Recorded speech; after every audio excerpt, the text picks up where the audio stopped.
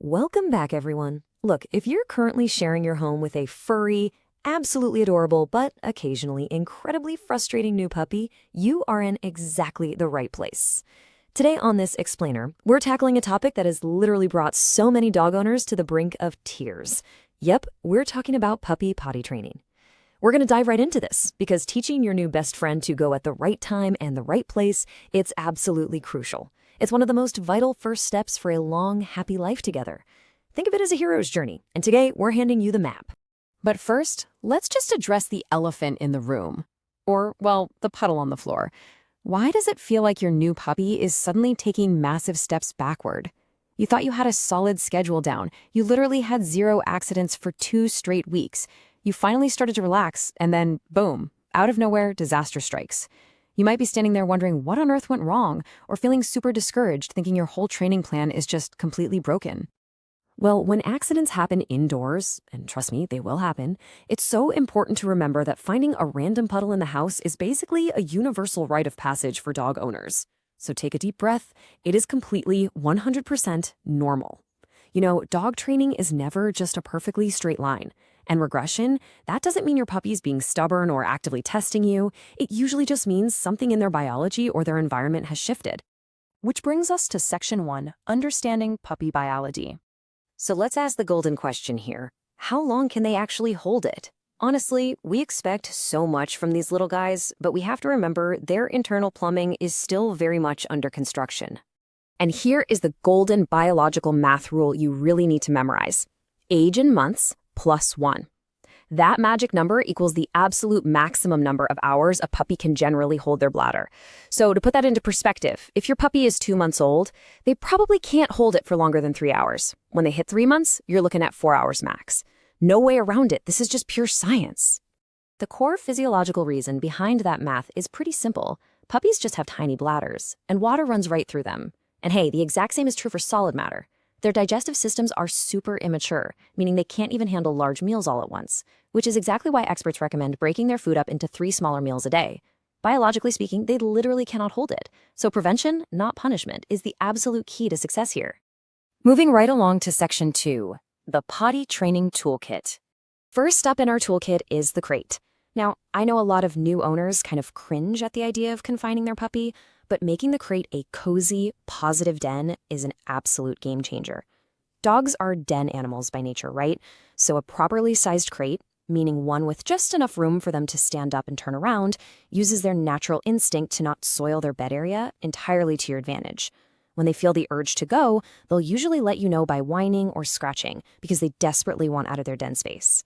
So the really crucial point here is knowing exactly when to take them out of that crate and outside. You want to stay ahead of the game. Here are the 4 crucial times you absolutely have to take them out. First thing after waking up, immediately after eating or drinking, right after intense activity or playing indoors, and right at bedtime. If you wait for your puppy to signal, you're going to miss opportunities because they might not even realize they need to go until it's way too late. Staying ahead of these 4 specific triggers is going to dramatically reduce those indoor accidents. Okay, let's jump into Section 3, High-Rise House Training Hacks. Let's compare 2 really brilliant indoor solutions, especially if you live in an apartment. First, we have pee pads. These are great because they're easily moved, they're perfect for travel or, bringing to a friend's house. But on the flip side, we have grass patches and sod. While pads are super convenient, grass patches are amazing because they actually mimic the outdoors. They teach your dog the actual texture of grass, which makes that eventual transition to doing their business entirely outside so much smoother once they're old enough to actually hold it. Next up, Section 4, Dealing with Potty Regression. So what exactly is potty training regression? Basically, it's a temporary dip in capacity during a major developmental leap, and this usually happens between 4 and 12 months of age. Just think about it for a second. Growth spurts, losing puppy teeth, getting adult teeth, and reaching sexual maturity, all of that crazy stuff totally disrupts a puppy's ability to regulate their own body. Their brain is just so incredibly busy growing. But, biology isn't the only culprit here. There are also some really sneaky hidden regression triggers you need to watch out for. Stress from new environments, or maybe having unfamiliar guests over, can shift a puppy's nervous system straight into survival mode, and that makes learned behaviors way harder for them to access. Then you've got routine changes. Just sleeping in on a weekend or changing feeding times can completely throw off their internal clock. And finally, medical issues. If the regression comes on super suddenly, a urinary tract infection might actually be the culprit, so a quick vet check is always a really smart first step.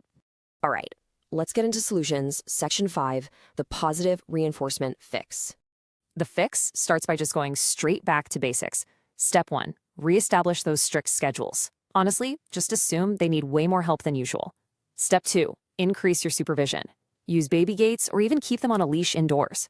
A good rule of thumb is if you aren't actively interacting with them, you aren't really supervising. And step 3, which is absolutely vital, clean up accidents thoroughly with enzyme cleaners. Regular household cleaners might smell like nice fresh lemons to us, but they leave behind uric acid scents that will draw your puppy right back to that exact same spot like a magnet. And here is a really powerful piece of insight from our experts. They say, never punish your puppy for having an accident. Your puppy will learn that they can't eliminate in front of you. This is so true. Scolding your dog or, doing that old school thing of pushing their nose in it, that doesn't teach them where to go. It literally only teaches them to go hide behind the sofa to avoid the consequences. It just completely breaks down the communication between you two. Instead, we want to use what's called the reinforcement loop. If you happen to catch them in the act, just interrupt them gently, maybe just a quick, light clap to distract them. Then, immediately rush them outside to the correct spot. And here is the real secret sauce. Praise and reward them generously the absolute second they finish outside. Don't wait until you walk all the way back into the kitchen to give them the treat. Otherwise, you're just rewarding them for walking into the kitchen. And this really perfectly illustrates our core philosophy for this whole explainer. Just look at that face. We have to remember that puppies are babies, and potty training takes time. Progress is almost never linear. Some puppies just get it in a matter of days, while others might take months. A little bit of patience, a little less pressure on yourself, and a whole lot of consistency will go a very, very long way. Which leaves us with one final question for you to think about. How will you adapt your routine to set your puppy up for success today? Whether that means running out to pick up a specialized enzyme cleaner, setting a much stricter timer on your phone for potty breaks, or just committing to keeping a pocket full of treats for that immediate outdoor reward. The choice is yours. You've got the toolkit now. So go give that puppy a nice pat on the head for us, and we'll see you on the next explainer.